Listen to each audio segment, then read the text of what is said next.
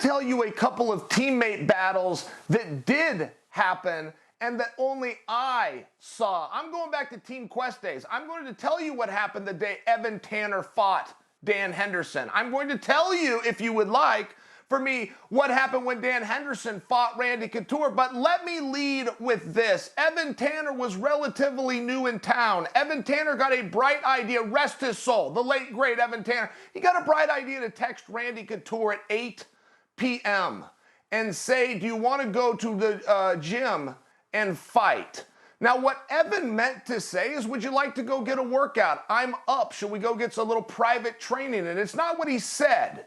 He asked the champion of the world, if you want to meet me privately and fight at a specific time, to which Randy texted him back and said, yes, 30 minutes. Now, Evan thought they were going to go work out. Evan was new to the gym. He was from out of town. Maybe where he came from in Amarillo, they used the word fight to mean spar. It's not what Randy Couture was told, and it's not what he agreed to.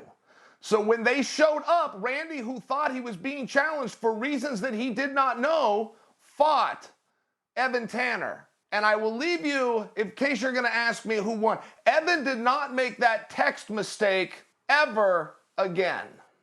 I love that. I love those old school stories. I love that you're talking about names like Evan Tanner, the late great Evan Tanner, and of course Randy Couture, who we don't talk about enough in this day and age. And this is such a fun topic, Chael, because you and I, we're pro wrestling guys, right? This is like Hogan and Randy Savage, right? This is the mega powers coming together and then the mega powers exploding, right? We love this sort of thing.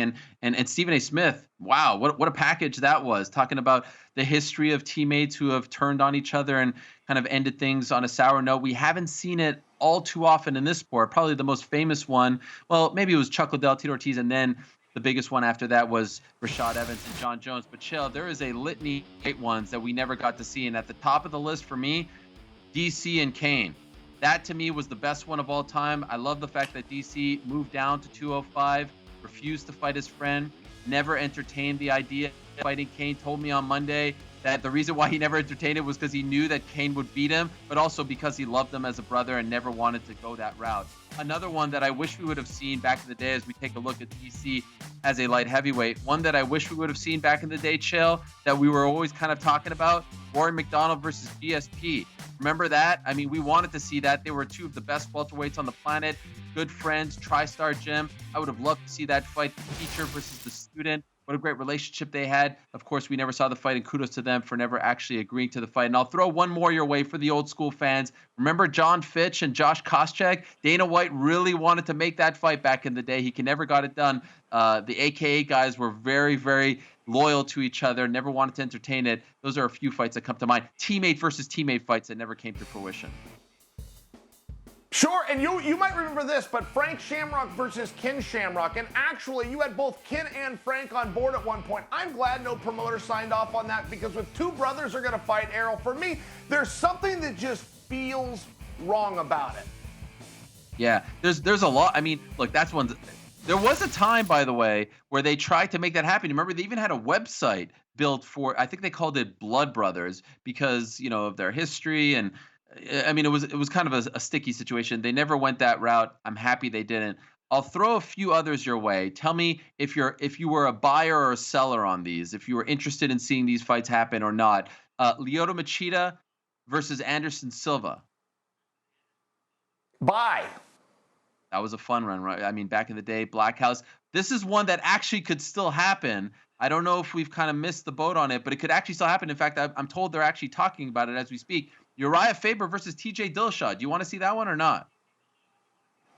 Yes, and I want to see it immediately. I don't think you can put space in between it. I think that TJ, in his next fight, or even the one after that, is going to reclaim at a minimum his #1 contender spot. I think the 2 years out is what adds to the story against a little bit older Uriah. I think they need to do that right now. A couple other dream matchups, if you will. Nick Diaz against Jake Shields. What about Nathan Diaz versus Gilbert Melendez? What about Big Nog, Antonio Rodrigo Nogueira versus his pupil, Junior Dos Santos? But Chael, can I be honest? The one I really wanted to see that we never got to see, and maybe you know how it would have went down, Dan Henderson versus Chael P. Sonnen. Thank you for saying. I actually do know how that one would go down. It went down a number of times. And I got to tell you, you know what? I don't want to see the Diaz. I don't want to see the Scrap Pack breakup at all. That was the only one that you had me that I'm out on that one. All right. Well, that's a lot of fun. By the way, did anyone ever try to make Hendo versus Chael back in the day? Yes, Dan Henderson tried to make it. He was very annoyed when I got a title shot over John Jones. And he called and he told me, but then I heard everything he said in the media too. And Dan said, if you beat this guy, I'm coming after you. I knew he meant it. Thanks for watching ESPN on YouTube. For live streaming, sports, and premium content, subscribe to ESPN+.